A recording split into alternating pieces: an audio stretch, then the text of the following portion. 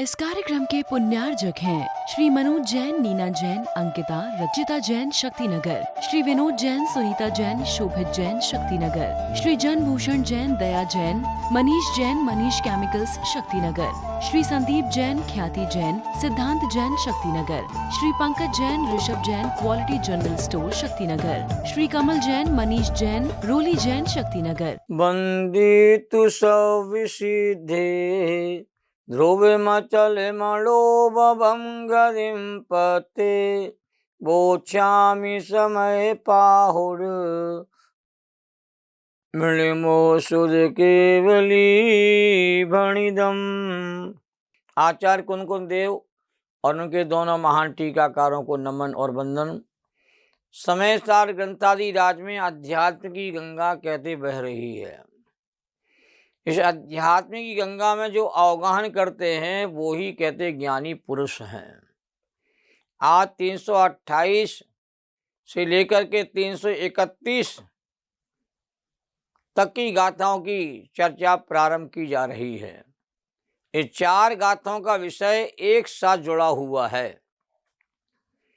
अपने भीतर होने वाले भाव कर्मों का कर्ता जीव स्वयं ही है और कोई अन्य नहीं है। ये बात दृढ़ता के साथ कहते कही जा रही है। अब 328 नंबर की गाथा प्रारंभ होती है। मिच्छतम यदि पड़ी मिथ्यादिति करे दिया पाणम तम्मा अचेदनाते पैडी ननुकार गोपत्तो। ये 328 गाथा है। अब गाथा 329 नंबर की देखें। अहिवाए तो जीवो पोगल दवत कुणदि में छत्तम तम्मा पोगल दव्वम मिथ्यादिट्टिना पुण्य जीवो। अब 330 नंबर की गाथा प्रारंभ होती है। अहि जीवो पैडीत पोगल दव्वम कुणांति में छत्तम तम्मा देयम कदम तम दोर्ण विभुंजन्ति तस्फलम। अब 331 नंबर की गाथा प्रारंभ करते हैं। अहिना पैडिन जीवो पोगल दव्वम करेदि में छत्तम तम्मा पोगल दव्वम मिच्छत्तम तम तूर्णो मिच्छा। ये 4 गाथाओं का वाचन एक साथ किया गया। अब चारों गाथाओं का हिंदी अनुवाद किया जा रहा। देखिए 328 गाथा का। मिथ्याति नामक प्रगति मिथ्याति करे यदि जीव को फिर तो वचेतन प्रगति कर्तापने को प्राप्त हो। ये 328 का अनुवाद है। अथवा करे यह जीव पुजगल दरव के मिथ्यात को मिथ्यात में पुजगल दरव ही सिद्धि होगा जीवना। ये 329 का अनुवाद है। यदि जीव प्रकृति उभय मिल मिथ्यात में पुजगल करे पर भोग ना होगा उभय को उभय कृत मिथ्यात्व कहा। ये 330 नंबर की गाथा का अनुवाद हुआ। अब 331 नंबर का अनुवाद देखिए। यदि जीव प्रकृति ना करे मिथ्यात में पुजगल दरो मिथ्यात में पुजगल सहज क्या नहीं है मिथ्या कहो। ये 4 गाथाओं को हम लोगों ने अभी एक साथ का वाचन सुना, अनुवाद भी सुना। अब चारों गाथाओं का जो मर्म है, जो मूल रूप में उसका अर्थ है, उसको समझने का प्रयास करते हैं। चारों गाथाओं में यह सिद्ध किया है कि भाव कर्मों का कर्ता जीव ही है, अन्य कोई कहते नहीं है। रागादि विकारी भाव आत्मा में ही होते हैं, अपनी भूल से होते हैं, अपने स्वरूप के विस्मरण करने से होते हैं। भले द्रव्य कर्म को भावादि भाव कर्म होते हों, पर होते तो स्वयं को भूलने से ही है। तो भाव कर्मों का कर्ता जीव ही है, अन्य कोई नहीं है। बात युक्ति संगत तरीके से सिद्ध की जा रही है।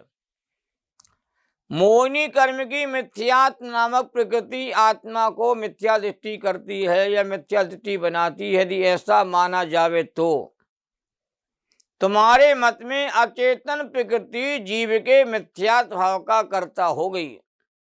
इस कल मिथ्यात्व भाव ही अचेतन कैसे सिद्ध होगा, ऐसा 328 गाथा में कहा। अथवा यह जीव पुद्गल द्रव्य रूप मिथ्यात्व को करता है। यदि ऐसा माना जाए तो पुद्गल द्रव्य मिथ्या दृष्टि सिद्ध होगा, जीव मिथ्या दृष्टि सिद्ध नहीं होगा। दोनों बातें यथार्थ नहीं है। अगली गाथा 330 का मूल अर्थ देखें। अथवा जीव और प्रकृति दोनों मिलकर के पुद्गल द्रव्य को मिथ्यात्व रूप करते हैं। यदि ऐसा माना जावे तो जो कार्य दोनों के द्वारा किया गया उसका फल दोनों को ही कहते भोगना पड़ेगा। जब दोनों ने कार्य किया है तो दोनों इसके फल को भोगेंगे, न्याय संगत बात है। अगली गाथा का अनुवाद मूल अर्थ देखिए। अथवा पुद्गल द्रव्य को मिथ्यात्व भाव रूप ना तो प्रकृति करती है ना जीव ही करता है, दोनों में से कोई नहीं करता है। यदि ऐसा माना जावे तो पुद्गल द्रव्य स्वभाव से ही मिथ्यात्व भाव रूप सिद्ध होगा। क्या यह वास्तव मिथ्या नहीं है? 4 प्रकार के तर्क आचार्यों ने 4 गाथों में रखे हैं। इससे यही सिद्ध होता है कि अपने मिथ्यात्व भाव रूप भावों का कर्ता जीव स्वयं ही है, अन्य कोई नहीं है। मिथ्यात्व भाव द्रव्य कर्म ने नहीं कराए हैं, जीव ने स्वयं अपनी भूल से मिथ्यात्व रूप परिणामों को कहते प्राप्त किया है। कि मिथ्या रूप परिणामों का जो फल है जीव को ही भोगना पड़ता है। पुद्गल द्रव्य को मिथ्यात्व भाव का कहते हैं फल नहीं भोगना पड़ता। अब टीका में देखिए क्या लिखा है आचार्यों ने कि जीव ही मिथ्यात्व आदि भाव कर्मों का करता है। क्योंकि यदि भाव कर्मों को अचेतन प्रकृति का कार्य माना जावे तो भाव कर्मों को भी अचेतनत्व का कहते हैं प्रसंग कहते आ जाएगा। यदि भाव कर्म अचेतन प्रकृति ने कराए हैं तो भाव कर्मों को अचेतन मानना पड़ेगा, जो संभव नहीं है। जीव यदि अपने ही मिथ्यात्व भावों कर्मों का करता है, क्योंकि यह जीव पुद्गल द्रव्य के मिथ्यात्व आदि भाव कर्मों का करता होवे तो पुद्गल द्रव्य को चेतन पने का प्रसंग प्राप्त हो जाएगा। ये भी संभव नहीं है। और जीव और प्रकृति दोनों मिलकर मिथ्यात्व आदि भाव कर्मों का करता हो, दोनों ने मिलकर के भाव कर्म को किया, ऐसा भी नहीं हो सकता। क्योंकि यदि वे दोनों ही करता होवे तो जीव की भांति अचेतन प्रकृति को भी उन भाव कर्मों का फल भोगने का प्रसंग खड़ा हो जाएगा। जब कर्मों के फल को जीव ही भोगता है, पुद्गल नहीं भोगता। ये तीसरा तर्क आचार्यों ने रखा। और यदि ऐसा माने जाके जीव प्रकृति दोनों ही मिथ्या भाव कर्मों के अकर्ता है, ना जीव ने मिथ्यात्व कर्म किया है ना पुद्गल ने किया है, दोनों अकर्ता मानते हैं, तो भी ठीक नहीं है भैया। क्यों? यदि वे दोनों ही अकर्ता हों तो, जीव और पुद्गल दोनों अकर्ता हों तो फिर पुद्गल द्रव्य को स्वभाव से ही मिथ्यात्व आदि भावों का प्रसंग प्राप्त होगा। इससे यह सिद्ध हुआ कि जीव अपने ही मिथ्यात्व आदि भाव कर्मों का करता है और वे भाव कर्म ही कहते उसके कहते कर्म हैं। अब देखिए मिथ्यात्व क्या है, बहुत नए लोगों को इस समझना भी जरूरी है। मिथ्यात्व माने उल्टी मानता। उल्टी मानता को जैन से मिथ्यात्व कहा जाता है। वस्तु का स्वरूप जैसा है, पदार्थों का स्वरूप जैसा है, वैसा पदार्थों का वस्तु का स्वरूप ना जान करके और अपनी मर्जी के अनुसार कहते पदार्थों का स्वरूप जान करके और वैसा ही श्रद्धान करना, वैसे ही मानना, ये मिथ्यात्व कहलाता है। और मिथ्यात्व को अनंत संसार का कारण कहा गया है। मिथ्यात्व के वशीभूत होकर के ही ये प्राणी चारों गतियों में परिभ्रमण कहते हैं बार बार करता रहता है। और मिथ्यात्व के समान जगत में कोई बड़ा पाप कहते कहा नहीं गया। दुनिया में सबसे बड़ा पाप है, 7 व्यसन से भी बड़ा पाप यदि माना गया है तो वह कहते मिथ्यात्व को माना गया। मिथ्यात्व का फल है निगोद में जाना, और निगोद में एक श्वास में 18 बार जन्म मरण की कहानी चलती रहती है। तो यहाँ भावार्थ में हमारे पंडित जयसिंह छाबड़ा जी ने कहा है कि इन चारों गाथाओं में सिद्ध किया है कि भाव कर्म का कर्ता कहते जीव ही है।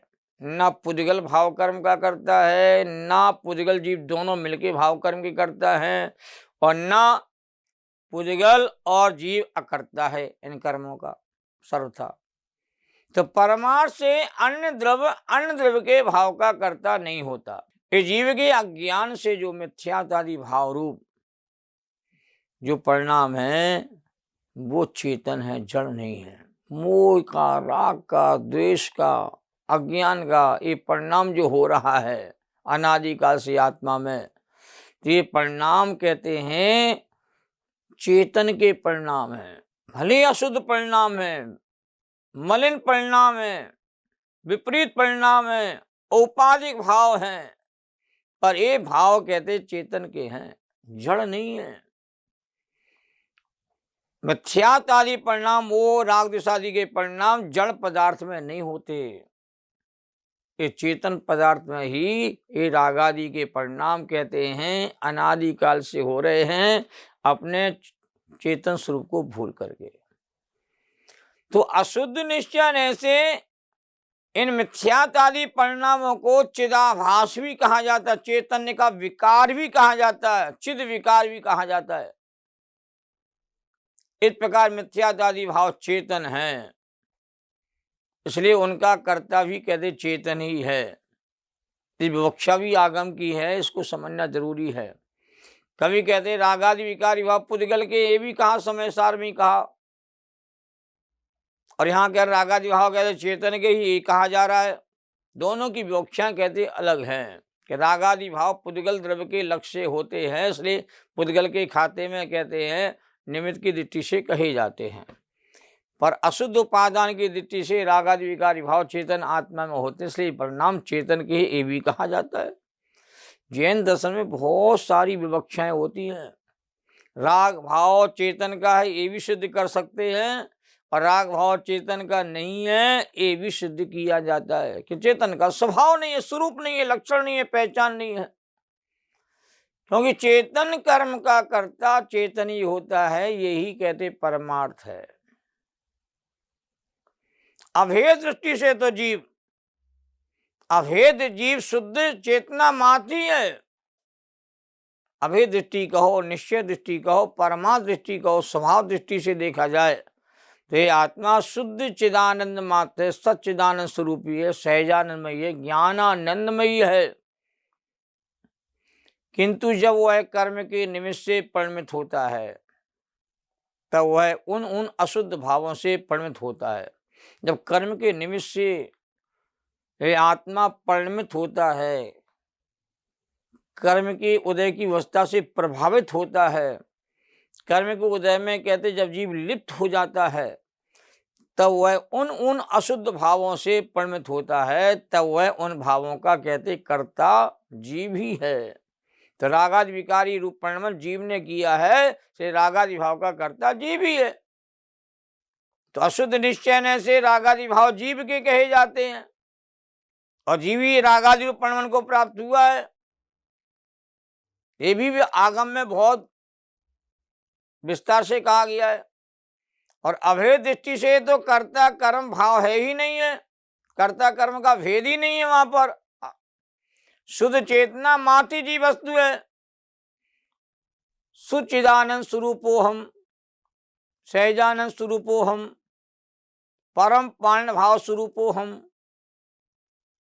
ये आगम में अभेद दृष्टि से आत्मा का स्वरूप बताया जाता है।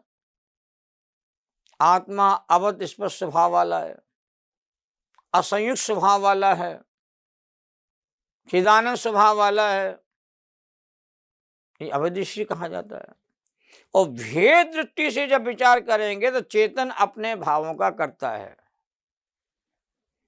अब आचार्य जयसेन टीकाकार ने चारों गाथाओं की उत्थानिका में नए विभाग से समझाया है।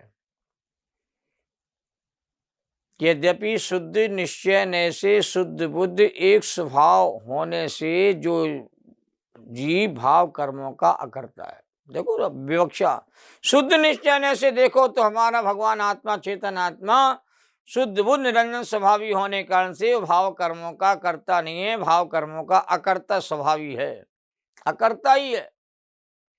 तथापि उसी आत्मा को जो अशुद्ध निश्चय देखा जाता है, अशुद्ध निश्चय देखा जाता है, तो रागादि भाव कर्मों का वह जीव ही कहते करता है।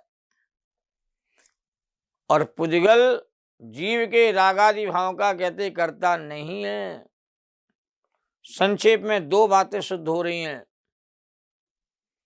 कि अपने मिथ्यात्व आदि भावों का कर्ता जीव ही है, जड़ प्रकृति नहीं है। ये दृढ़ता के साथ यहाँ पर कहा जा रहा है।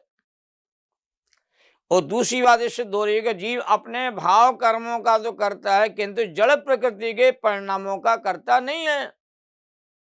पुद्गल का परिणाम जीव के द्वारा होता, जीव करता है, ये बात कहते यथार्थ नहीं है। ये विकारी भाव चेतन की पर्याय के अस्तित्व में होते हैं। विकारी भाव चेतन के अलावा और किसी अंतर्म में होते ही नहीं है, ना हो सकते हैं। इस विकारी परिणामों का जो पाप है, ये पाप का कर्ता धर्ता चेतन आत्मा ही है, और सजा भी चेतन आत्मा ही विकारी भावों की भोगता है। ये विकारी भाव चेतन की पर्याय के अस्तित्व में होते हैं, इस कारण वे चेतन के भाव हैं, ऐसा यहाँ कहा है। परंतु वे चेतन के स्वभाव नहीं हैं। ये बात भी समझ जरूरी है। विकारी परिणाम आत्मा होने पर भी विकारी परिणाम आत्मा का स्वभाव नहीं है, विभाव भाव है, स्वरूप नहीं है, लक्षण नहीं है, किंतु विभाव भाव है, विपरीत भाव है, मलिन भाव है, औपाधिक भाव है। और पुद्गल के संग में होते हैं, पुद्गल की संगति से होते हैं, पुद्गल से प्रभावित होने पर होते हैं। पुद्गल को अपना मानने से मिथ्यात्व भाव होता है। पुद्गल मिथ्यात्व नहीं है, पुद्गल को अपना मानना ये मिथ्यात्व का परिणाम, पर वस्तु को अपनी वस्तु मानने मिथ्यात्व का परिणाम कहलाता है। तो पुद्गल के संग में होते हैं और स्वभाव की दृष्टि से नष्ट हो जाते हैं। जितने रागादि भाव हैं, स्वभाव दृष्टि को जीव प्राप्त हो जावे, स्वभाव का लक्ष्य करे, स्वभाव की अनुभूति करे, तो रागादि भाव की उत्पत्ति रुक जाती है। इस कारण रागादि भाव जीव का स्वरूप कहते हैं नहीं है। जैनम जयतु शासनम, सभी साधर्मी जनों को सादर जय जिनेन्द्र। समय सार का रसपान करें, तभी मिथ्यात्व का वमन होता है, मिथ्यात्व से जीव बच जाता है। सहजानंदी शोध स्वरूपी अविनाशी में आत्म स्वरूप, ज्ञानानंदी पूर्ण निराकुल सदा प्रकाशित चेतन रूप। इस कार्यक्रम के पुण्यार्जक थे श्री दिनेश जैन रेखा जैन शक्तिनगर, श्री अभय जैन अनीता जैन शक्तिनगर, श्री सुमत प्रकाश जैन ऊषा जैन शक्तिनगर, श्रीमती त्रिशला जैन राणा प्रताप बाग, श्री प्रदीप जैन रेणु जैन शक्तिनगर, श्रीमती बबीता जैन शक्तिनगर।